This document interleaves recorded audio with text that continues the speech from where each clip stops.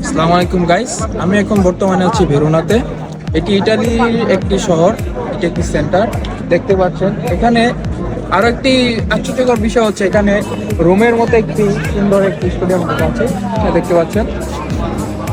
তো গাইস, আমরা এখন দেখবো এখানে কোনো বাংলাদেশ কাউকে পাওয়া যায়নি, যার সাথে কথা বলে আমরা এই সেন্টারদের সম্পর্কে জানতে পারবো। কি অবস্থা ভাই? আপনি এখানে কতদিন যাবত আছেন এই শহরে? আমি এই শহরে আসছি হচ্ছে 3 মাস যাবত। আপনি?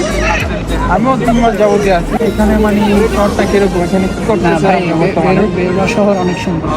এই শহরে আমি এখন লেখাপড়া করছি, প্লাস ঘোরাফেরা করছি, একটা কমিউনিটিতে আছি।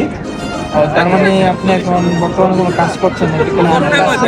আগে ডকুমেন্ট রেডি করবো, তারপর আচ্ছা আচ্ছা। তো আমি আসলাম আজকে এই শহরটাতে। ঠিক আছে গাইস, আমি আপনাদেরকে এখন এখানকার সৌন্দর্যটা কি পরিমাণে সেটা দেখাবো, দেখুন।